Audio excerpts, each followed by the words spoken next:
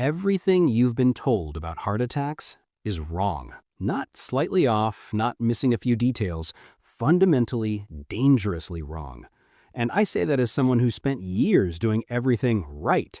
Low-sodium diet, cholesterol meds, cutting the fat, and still ended up in a cardiologist's office at 44 being told my arteries looked like those of a 65-year-old. My doctor handed me a statin prescription and a low-fat pamphlet and sent me home. And I almost took that deal. Almost. But something didn't add up. Because my cholesterol was borderline, sure, but so was my neighbor Dave's. And Dave ate bacon every Sunday and hadn't seen the inside of a gym since 1987. So why me? That question sent me down a 3-year rabbit hole of research, peer-reviewed studies, and conversations with cardiologists who weren't on a pharmaceutical company's speaker circuit. And what I found, it changed everything. The #1 driver of heart attacks in the Western world is not cholesterol. It's not salt. It's not even saturated fat. It's something most people do every single day without a second thought. It's chronic inflammation. And more specifically, the low-grade, silent, smoldering kind that builds for years before you feel a single symptom. This isn't a fringe theory. The research here is solid. A landmark Harvard study following over 23,000 healthy women found that elevated CRP, that's C-reactive protein, your body's inflammation marker, was a better predictor of heart attack than LDL cholesterol. Better than cholesterol. The drug companies didn't put that on a billboard. So what is inflammation really? Most people picture a swollen ankle or a red cut. That's acute inflammation, your immune system doing exactly what it's supposed to do. It spots a threat, sends in the troops, handles it, and leaves. Good, that's healthy. But chronic inflammation is totally different. Think of it like a house alarm that got stuck in the on position. The burglar left hours ago, but the alarm is still blaring. Your immune system is still firing. And over time, that constant noise starts damaging the very walls of your home. In your arteries, here's what that actually looks like. Your arterial walls are lined with endothelial cells, a single-cell thick layer, incredibly delicate. When chronic inflammation is running in the background, those cells get damaged. The damage creates tiny lesions, and your body, trying to patch the lesions, sends in cholesterol as a kind of spackle. So cholesterol isn't the villain, it's the repair crew showing up to a fire that never goes out. Now, here's where it gets really interesting. That spackle, that cholesterol patch, starts to harden. Immune cells pile on, calcium deposits form. Over months and years, what started as a microscopic repair job becomes a plaque, a blockage. And you know what plaques do? They rupture. When they rupture, your body treats it like a wound and forms a clot. That clot blocks blood flow to your heart. That's a heart attack. Not the plaque itself, the rupture. And inflammation is what makes plaques unstable enough to rupture in the first place. When I learned this, I thought back to the years before my diagnosis. I was working 60-hour weeks, sleeping maybe 5 hours a night, eating fast food 4 times a week because I had no time. I had chronic back pain I'd been ignoring for 2 years. I was gaining weight around my belly specifically. Not my legs, not my arms, my belly. Each one of those things I later learned was a billboard, my body screaming inflammation. Here's what drives chronic inflammation, and this list is going to hit close to home for a lot of you. #1, ultra-processed foods. This is the big one. When researchers look at populations with the lowest rates of heart disease, traditional Mediterranean communities, rural Japanese populations, the common thread isn't low cholesterol, it's a diet of mostly whole, unprocessed food. Ultra-processed foods are loaded with refined seed oils, industrial sugars, and chemical additives that your immune system doesn't recognize. When it encounters them, it fires every single day. #2, visceral fat. The fat that wraps around your organs, not the stuff under your skin. This isn't an appearance issue. Visceral fat is biologically active. It secretes inflammatory molecules called cytokines directly into your bloodstream. A waist circumference over 40 inches in men and 35 in women isn't just a health warning sign. It's a continuous source of inflammation running 24/7. #3, poor sleep. When I was sleeping 5 hours a night, I thought I was being productive. I was actually bathing my cardiovascular system in inflammatory signals. Studies show that sleeping under 6 hours consistently raises CRP levels significantly. Some research puts it at a 25% increase. Your immune system does most of its regulation and repair while you sleep. Deny it that window and it gets dysregulated fast. Number 4, chronic psychological stress. Not the stuck in traffic kind of stress, the kind that doesn't end. Financial pressure, a miserable job, a bad relationship, grief you've been carrying for years. Chronic stress keeps cortisol elevated, and elevated cortisol over time promotes inflammation in the arterial walls directly. There's a reason heart attacks spike during emotionally overwhelming events. The cardiovascular stress connection is real, it's measurable, and it's largely ignored by mainstream cardiology. And number 5, sedentary behavior.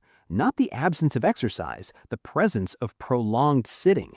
Research out of the University of Leicester found that sitting for more than 8 hours a day is associated with increased inflammatory markers even in people who exercise regularly.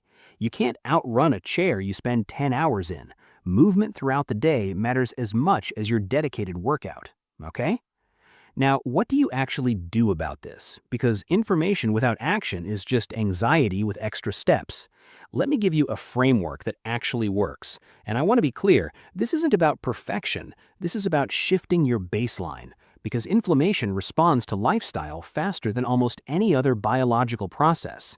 Here's what that looks like in practice. Step 1, remove the biggest dietary triggers first. You don't have to overhaul everything on day 1. Start with the 3 biggest offenders: refined vegetable oils, soybean, canola, corn, added sugars above 25 grams a day, and ultra-processed snack foods. Just those 3. Give it 2 weeks. Your CRP can begin dropping measurably in as little as 14 days when you cut these aggressively. That's not my opinion. That's dietary intervention studies in peer-reviewed journals. Step 2, add omega-3 fats intentionally. The ratio of omega-6 to omega-3 in the modern Western diet is approximately 15:1. The anti-inflammatory ideal is closer to 4:1. That gap is massive, and it's pro-inflammatory by design. Fatty fish, wild salmon, sardines, mackerel, 3 times a week, or a high-quality fish oil with at least 1,000 milligrams of EPA and DHA combined per day. This isn't optional. This is the single most evidence-backed nutritional intervention for inflammation reduction. Full stop. Step 3, fix your sleep before you fix your diet. I know that sounds backwards, but here's the thing. Sleep deprivation makes you eat more processed food, increases cortisol, and impairs the very cellular repair processes that protect your arterial walls. If you're sleeping under 6.5 hours, no amount of omega-3s fully compensates. Set a consistent bedtime. Make the room cold, around 67 degrees Fahrenheit. No screens 45 minutes before bed. Get blackout curtains. These aren't lifestyle luxuries, they're cardiovascular medicine. Step 4, get a CRP test, not just a cholesterol panel. Ask your doctor specifically for a high-sensitivity CRP, hs-CRP. It's a simple blood draw, costs almost nothing, and it gives you a direct window into your inflammatory status. Under 1.0 milligrams per liter is low risk. 1.0 to 3.0 is moderate. Above 3.0 is high. And that's where your cardiologist should be having a very different conversation with you than just pushing a statin. If your hs-CRP is elevated and your doctor isn't asking why, find a different doctor. Step 5, move your body throughout the day, not just in one block. Set a timer if you have to. Every 45 minutes, stand up, walk for 5 minutes. A brisk 20-minute walk after dinner has been shown to lower blood sugar and reduce post-meal inflammatory responses significantly. The goal isn't heroic workouts. The goal is consistent, low-level movement that keeps your metabolic and immune systems calibrated, right? And step 6, address the stress you've been ignoring. I know this one is harder to quantify, but a body under constant psychological pressure is a body under constant inflammatory pressure. This isn't soft advice. Cortisol directly upregulates inflammatory gene expression. Meditation, therapy, cutting back on work hours, leaving a toxic relationship, these are cardiovascular interventions. Your heart doesn't separate emotional health from physical health. You need not either.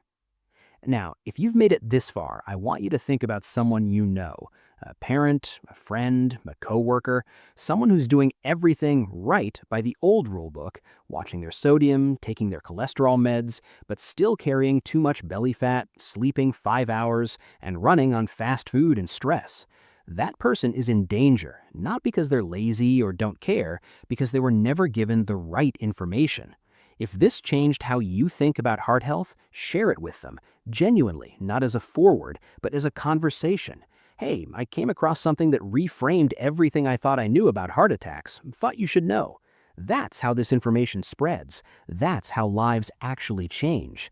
And if you want to keep getting content that cuts through the noise on health and longevity, subscribe, because there's a lot more where this came from, and none of it sounds like your last doctor's visit. I want to close with this. When I went back to my cardiologist, not the statin guy, A new one who actually ran an hs-CRP test on me. My inflammation marker was 4.2. That's high. That's the real story my body had been trying to tell me for years. My cholesterol was a distraction. So I spent the next 6 months doing everything I just walked you through. Better food, more sleep, less stress, which meant hard choices, real ones.